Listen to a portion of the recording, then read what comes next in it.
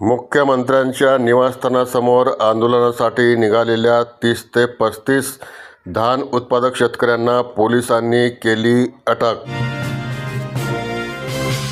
आम्ही आता पोलीस ठाण्यातच आमरण उपोषण सुरू ठेवू, असा केला धान उत्पादक शेतकऱ्यांनी निर्धार।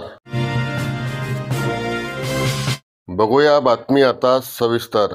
शेतकऱ्यांना संपूर्ण कर्जमाफी देण्यात यावी। नागपूर हिवाळी अधिवेशनात केलेल्या घोषणेप्रमाणे धान उत्पादक नोंदणीकृत शेतकऱ्यांना बोनस देण्यात यावे, उन्हाळी धानाची चुकारे देण्यात यावे व धान खरेदीची मुदत वाढवून देण्यात यावी।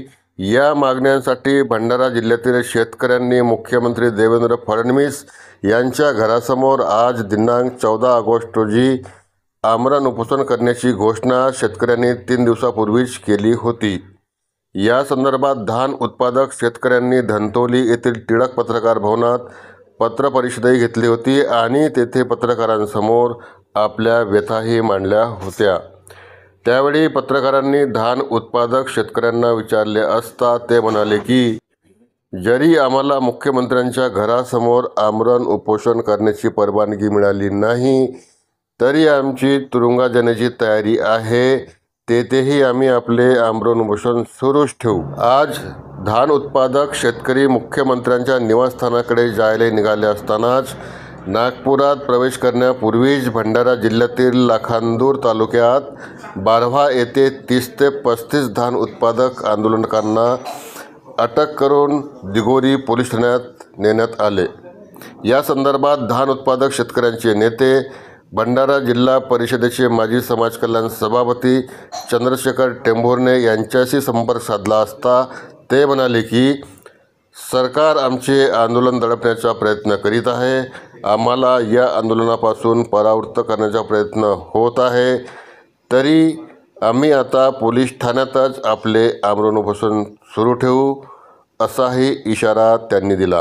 पत्रकार परिषदेत धान उत्पादक शेतकरी काय म्हणाले होते यावर आता आपण एक नजर टाकूया। मित्रांनो, तोपर्यंत ET न्यूज नेटवर्कला लाईक, कॉमेंट आणि ज्यांनी सबस्क्राईब केले नसेल त्यांनी सबस्क्राईब करावे ही विनंती। धन्यवाद। मी चंद्रशेखर टेंभुर्णे, माजी समाज कल्याण सभापती जिल्हा परिषद भंडारा। पत्रपरिषद आम्ही यासाठी घेतो आहोत की महाराष्ट्राच्या सरकारने निवडणुकीच्या दरम्यान सांगितलं होतं की आमचे सरकार निवडून आल्यानंतर आम्ही शेतकऱ्यांचे कर्ज माफ करू, परंतु अजूनपर्यंत शेतकऱ्यांचे कर्ज माफ झाले नाहीत। या नागपूर हिवाळी अधिवेशनाच्या वेळी त्यांनी घोषणा केली की धान उत्पादक शेतकऱ्यांना हेक्टरी 20,000 पर्यंत आम्ही बोनस देऊ आणि त्या पद्धतीचे पत्रकसुद्धा महाराष्ट्राच्या सरकारने काढलेलं आहे। पण प्रत्यक्ष ज्या शेतकऱ्यांनी आपले धान खरेदी केंद्रावर विकले अशा शेतकऱ्यांना त्यांनी बोनस दिलं। ज्या शेतकऱ्यांनी ऑनलाईन केला आहे अशा शेतकऱ्यांना काही बोनस देण्यात आलेलं नाही। GRमध्ये स्पष्ट आहे की ज्या शेतकऱ्यांनी धान विको अथवा विकू नये अशा सर्व नोंदणीकृत शेतकऱ्यांना हेक्टरी 20,000 रुपये बोनस देऊ, अशा प्रकारची घोषणा करून GRसुद्धा काढलेला आहे। पण GRसुद्धा काढलेला आहे, हा GR आहे त्याचा, या GRमध्ये स्पष्ट तरतूद आहे। पण अजूनपर्यंत म्हणजे नोंदणीकृत शेतकऱ्यांना त्यांनी काही बोनस दिलेला नाही। आमची मागणी आहे की अशा सर्व शेतकऱ्यांना आपण बोनस द्यावं। ते यासाठी खरेदी केंद्रावर त्यांनी धान विकलं नाही की जे हलक्या वाणीचे धान असतात, जे कमी दिवसामध्ये निघतात, जेव्हा शेतकऱ्यांचे धान निघतात तेव्हा यांचे खरेदी केंद्र सुरू राहतच नाही। धान विकल्यानंतर 15-15, 20-20 दिवसानंतर धान खरेदी केंद्र सुरू होतात आणि शेतकरी अगोदरच कर्जबाजारी असते, त्यांना मजुरांचे पैसे द्यावे लागतात, त्यांना ट्रॅक्टरचा भाडा द्यावा लागते, खतवाल्याचे पैसे द्यावे लागतात आणि म्हणून त्यांना आपला धान व्यापाऱ्यांना विकावं लागते। त्यावेळी जर खरेदी केंद्र सुरू असते तर आमच्या शेतकऱ्यांना व्यापाऱ्याला धान विकायची काहीही गरज नाही, परंतु खरेदी केंद्र सुरू न झाल्यामुळे आमच्या शेतकऱ्यांनी व्यापाऱ्याला धान विकलेलं आहे। त्यांनी नोंदणी केली, त्यांनी आपल्या ऑनलाईन नोंदणी केली आणि म्हणून या GRनुसार सर्व नोंदणीकृत शेतकऱ्यांना त्यांनी बोनस द्यायला पाहिजे होता, परंतु त्यांनी बोनस दिलं नाही. फक्त प्रत्यक्ष धान विकणाऱ्या शेतकऱ्यांनाच त्यांनी बोनस दिला आहे. आमची मागणी आहे की आपण केलेली घोषणेनुसार आणि काढलेल्या GRनुसार सर्व नोंदणीकृत शेतकऱ्यांना आपण बोनस द्यावं अशी आमची मागणी आहे. दुसरी आमची मागणी आहे, उन्हाळीचा धान आमच्या शेतकऱ्यांनी सरकारला विकलेला आहे.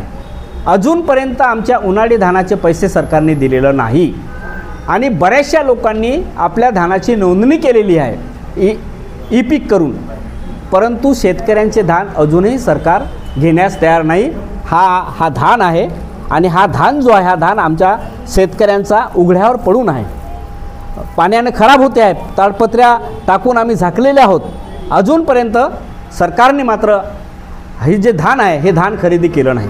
आमची मागणी आहे की उन्हाळी धानाचे पैसे आपण ताबडतोब द्यावं ज्यांनी विकला अशा शेतकऱ्यांना, आणि ज्या शेतकऱ्यांचे धान उघड्यावर पडून आहेत अशा शेतकऱ्यांचे धान खरेदी आपण ताबडतोब करावं अशी मागणी घेऊन आम्ही देवेंद्र फडणवीस साहेब यांच्या घरासमोर आमरण उपोषण आंदोलन सर्व शेतकरी मिळून करणार आहोत. अगर त्यांनी आमरण उपोषणाला परवानगी दिली नाही किंवा तिथे बसू दिलं नाही तर समोरचं पाऊल काय राहणार? आम्ही यावेळीस अत्यंत आक्रमक आहोत. ते यासाठी की आमच्याजवळ पैसा नाही, खायलासुद्धा आम्ही मजबूर आहोत.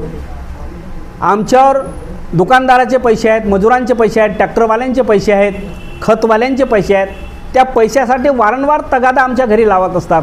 घरी राहण्याची आमची इच्छा होत नाही आणि अशा परिस्थितीमध्ये आम्ही आदरणीय मुख्यमंत्री साहेबांच्या घरासमोर उपोषण करणार आहोत. जर त्यांनी आम्हाला बसू दिलं नाही, जरी आम्हाला त्यांनी तुरुंगात टाकलं तरीही आम्ही तुरुंगात जाण्यास तयार आहोत, कारण घरी उपाशी राहण्यापेक्षा किमान तुरुंगात तरी आम्हाला जेवण पोटभर मिळेल.